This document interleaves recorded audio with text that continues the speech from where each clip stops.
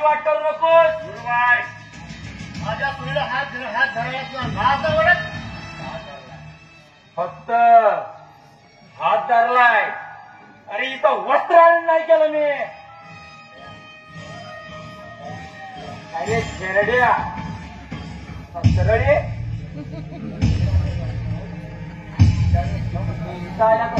कसा लागला तुला. केळीला पाणी लावता लावता माझ्या घराकडे लक्ष गेलं. तेव्हा आजूबाजूला माणसं बघून मला संशय आला. कसला संशय आला तुला. तिच्या पाठीवर ठेवण्याची. अरे अशा प्रेमाची पोरीला सून करून घ्यायला तुझ्या काय गावातल्या पोरी नाहीत का. त्या वयात जाजोळा या सुंदरीवर. त्याप्रमाणे नीट पापी नाही आहे दादाजी. तुझ्या किती पुण्य उड्या मारताय ना दिसतंय आता. चल बाजूला. माझी वाट सोड नाहीतर तुला इथं तुडवून येऊन जाईला. हे सुंदरे त्या खेड्याला कुठे चिपकाय चालली. म्हणजे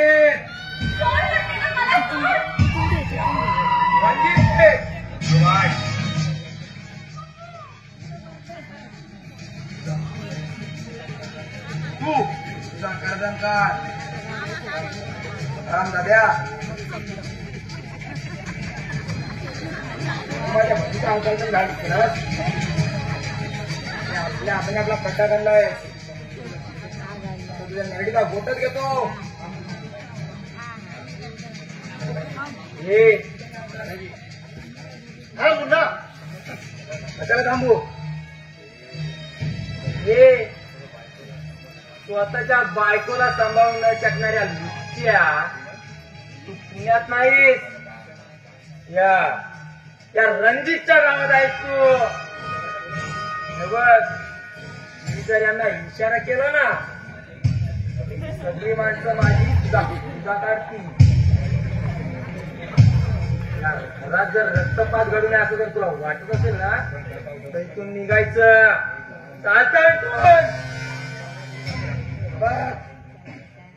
जाण्यापूर्वी माझ्या बहिणीकडे वाकड्या नसलेल्या पाण्याचे डोळे हातात काढू देतो मुन्नाबाई.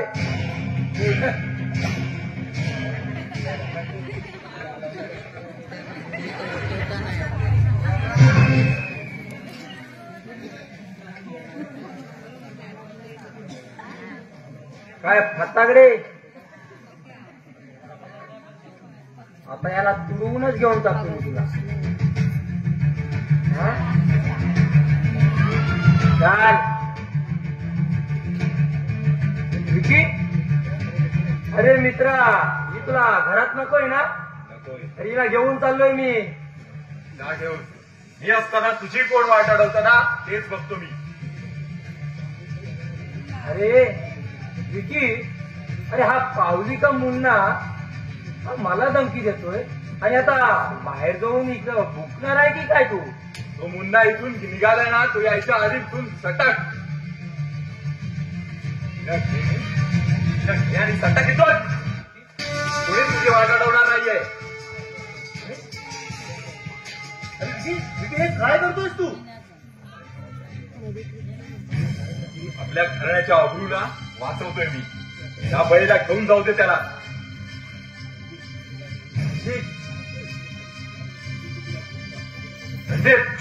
तिला घेऊन सटक. गुरुबाई विकी अरे तू डोकं फिरणार तिथे. अरे तुला विजय बरोबर लग्न करायचंय. लग्न नव्हे आपल्या घराण्याच्या अब्रूचा निराव काढणारं विघ्न आहे ते. निघायचं इथून. तुझी वाट कोणी अडवणार नाही. रिव्हॉल्वर माझ्याकडे दे मी बघतो. तुझी वाट अडवणार मी बघतो. आता मुकाटपणे या रणजित बरोबर जायचं. रिव्हॉल्वर अरे बघ हिला घेऊन चाललो की तू पण ये माझ्या पाठोपाठ. तुमच्या चांगलीपणामध्ये विश्वास ठेवला होता मी. माझा विश्वास घातला का तुम्ही. अरे माझ्या पोटी जन्माला आलेला तू माणूस की सैतान आहे. सैतान काय समजायचं ते समजावं. या कामगिरीबद्दल हा रणजित मी मागेन ती रक्कम मोजणार आहे. विकी, अरे पैशाची फिकीर नको करू तू. पाहिलं, गुरु असावा तर असा देण्याची इमानानं वागणारा. बाजूला व्हायचं. बाजूला व्हायचं. घेऊन जाईला. अरे विकी, हा माणूस का घात करे घात.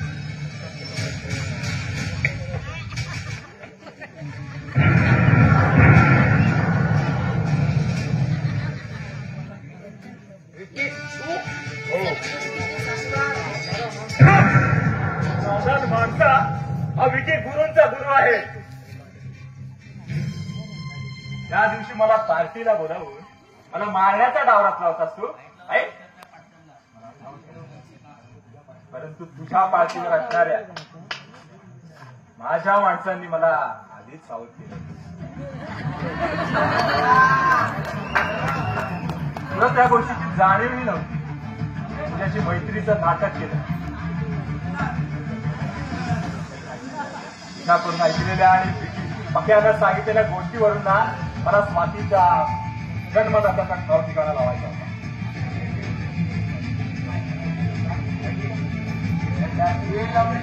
मुलीपायी माझ्याशी बेमान करतोय, माझ्याशी वाईट करतोय.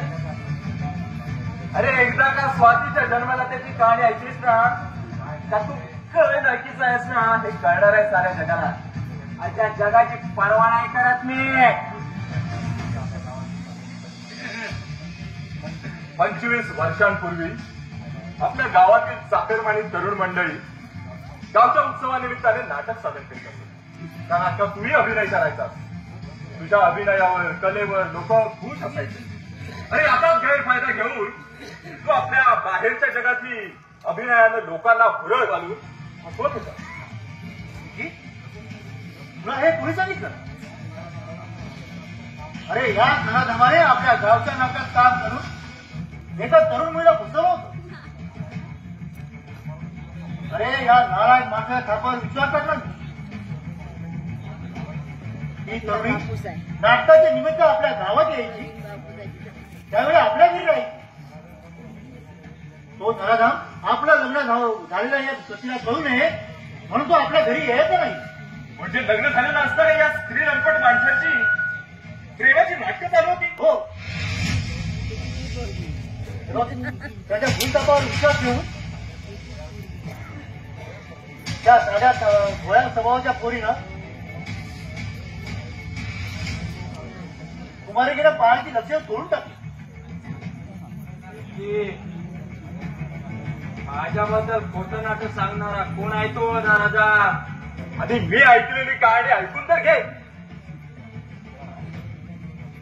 त्या मुलीच्या उदरात तुझ्या पापाचा अंकुर वाढू लागल्याची तिला जाणीव होतात. तिने ती गोष्ट तुझ्या कानावर तुझा सतरारीच लग्न झालं होतं. 2 वर्षांची तुला मुलगी होती. तिची ती गोष्ट ऐकून तू हादरलास.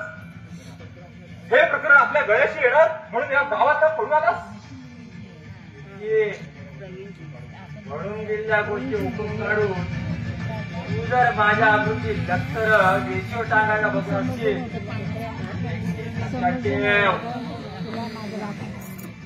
अरे अभिनयाच्या नावाखाली कुठल्याही पुरुषाच्या गळ्यात पडणारी बाई तिच्या उदराचं पाक वाढणारे माझं नव्हतं. मग घडल्या गोष्टीला कबूल न होणार नारायण माणूस आता कसा कबूल होणार? पापी वाचल्याशिवाय काही सोयरसुतक नसलेल्या या नराधमानं या निर्मळ मनाच्या पोरीलाच उलटा ठरवलं. बिचारीला तो धक्का सहन झाला नाही. ती जागीच कोसळली. त्यावेळी मीच तिला आपल्या घरी आणलं.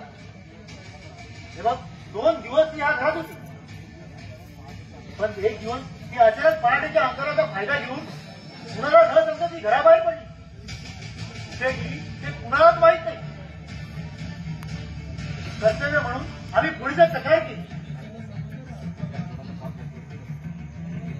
त्याच्या पोटातला तिचा पाप होता ना त्याच्याकडे कायमची गेली असली असती.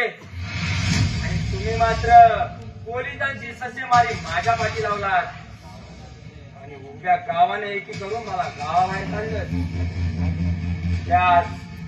त्याच वेळेस मी निर्धार केला होता आज मग एकेकाला सूर घ्यायचा होता. म्हणजे आणि सुराची सुरुवात केली या दादाजीच्या सुनेपासून. तिला आड वाटेत घातून तिच्यावरती आत्महत्या करण्याची वेळ आणली. म्हणजे काय माझ्या बहिणीच्या मृत्यूला हा नरळक टाकत होते.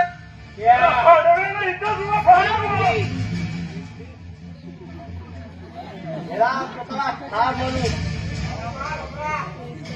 याला सुखाने मरण लाभेल इतका पुण्यवान नाही आहे याला. नीच आहे नीच. माझ्याशी बेनारी करतोय. मी फक्त सत्य काय घडलं ते सांगितलं आणि बेईमानी केली नाही. आणि यापुढे जर तुला साथ द्याव्याची वाटत असेल तर माझी तुझा एक आठ आहे. कसली आठ?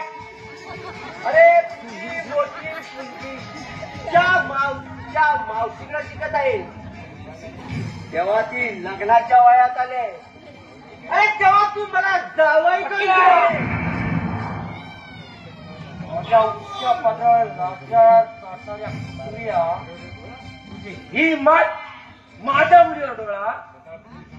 अरे स्वतःची प्रतिष्ठा समजणाऱ्या माणसाची अरे समाजामध्ये किंमत घसरली की कुठल्याही फालतू माणसाची हिंमत वाटते. अरे माझ्या सांगण्यावरून विकी पुण्याला गेला होता. होय स्वातीच्या त्या मावशीला भेटून आलो मी. हीच माणसा 25 वर्षांपूर्वी जिच्याशी तू प्रेमाचं नाटक केलंस ना त्या पोरीच्या पोटी जन्माला आलेली मुलगी म्हणजे दुसरी तिसरी कोणी असून ही स्वाती आहे. स्वाती होय रुपालीच्या पोटी जन्माला आलेली स्वाती होय आणि तू तिचा जन्मदाता बाप आहे.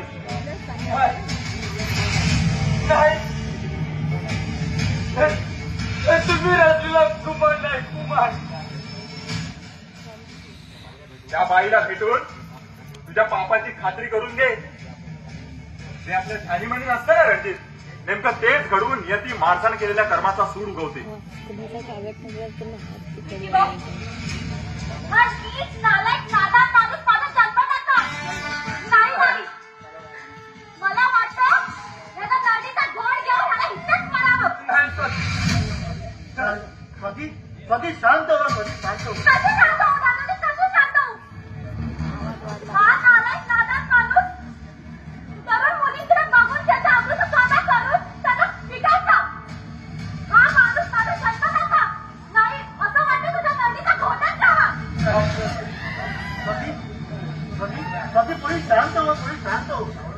तू शेवटपर्यंत आपल्या पापाची कबुली देणार नाहीस हे माहीत होतं मला. म्हणून स्वातीचा सांभाळ करणाऱ्या त्या बाईकडून स्वातीच्या आईबद्दल जेव्हा सगळी माहिती आहे त्या बाईकडून मी स्वातीचा आणि तुझा एकत्रित असलेला हा फोटो घेऊन आलोय. नाही साक्षी पुराव्याने जर तुम्ही माझ्या जन्मदात्याची ओळख करून देणार असाल तर थांबा इथं आली. माझ्या आईचं आयुष्य उद्ध्वस्त करणारा हा नालायक नादान माणूस माझ्या जन्मदाता नाही नाही. कधी पुढे शांत हो जरा शांत हो. सावध सावध हो जरा सावध.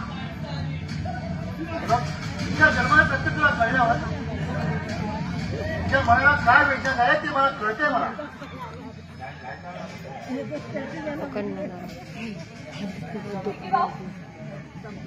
या माणसाला आता घराबाहेर काढा नाही तर मला घरातून घराबाहेर काढा. नाही स्वाती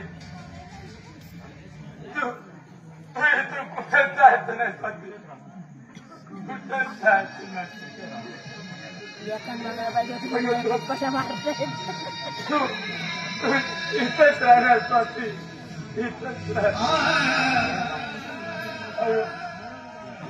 अगं देव माणसाच्या घरात तू दादाजी अगं एका काळी मला गावाला हात पार करून शिवदान दिलं होतं. आता मी तुम्हाला सांगतो दादाजी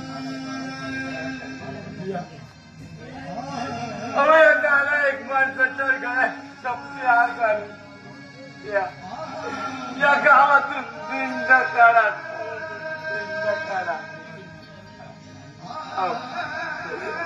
छोट्या मोठ्या तगडांनी मारा